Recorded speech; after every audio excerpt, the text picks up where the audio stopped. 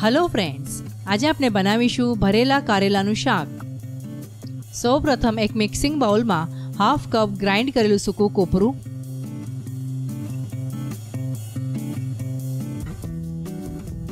Half cup શેકેલા સિંગદાણાનો powder,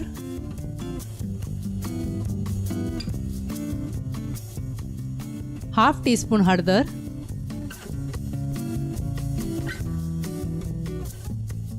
1 થી 1.5 ટીસ્પૂન ધાણા જીરું,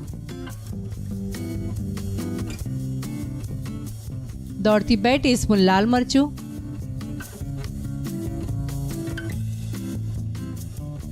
2 ટીસ્પૂન લસણની પેસ્ટ,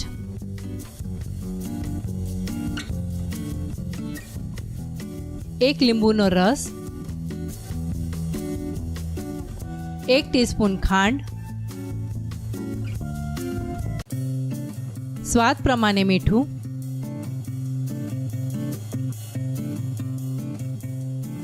અને ઝીણા સમારેલા લીલા ધાણા નાખીને મિક્સ કરી લઈશું।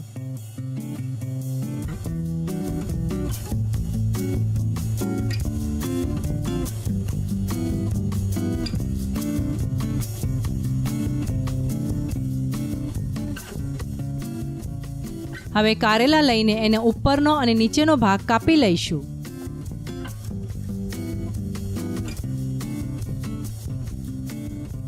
ત્યારબાદ કારેલાની છાલ કાઢી લઈશું।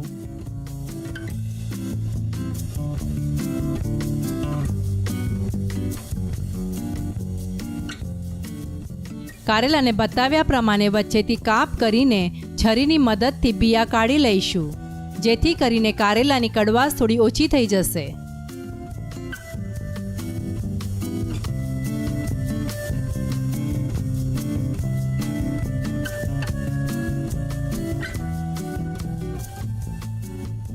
કાપેલા આ કારેલામાં બનાવેલું સ્ટફિંગ ભરી દઈશું।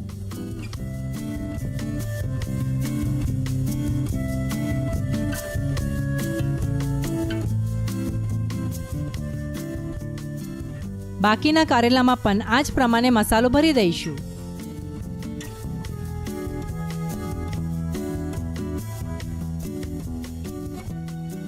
હવે કઢાઈમાં તેલ ગરમ થયા બાદ ભરેલા કારેલા એક એક કરીને મૂકી દઈશું।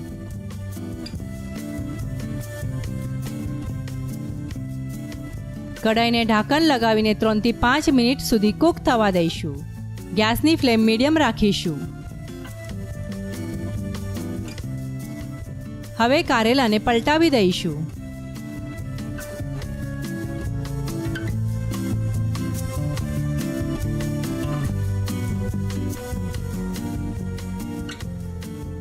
ફરીથી કઢાઈને ઢાંકણ લગાવીને બીજી બાજુ પણ કૂક થવા દઈશું।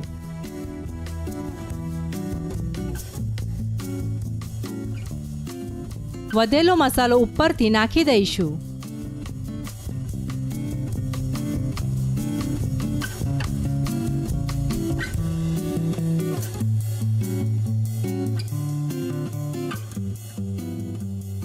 ફરીથી કઢાઈને ઢાંકણ લગાવીને 2 થી 3 મિનિટ રહેવા દઈશું। ભરેલા કારેલાનું શાક ખાવા માટે તૈયાર છે। ભરેલા કારેલા બાજરીના રોટલા અથવા જુવારીના રોટલા સાથે સર્વ કરીશું।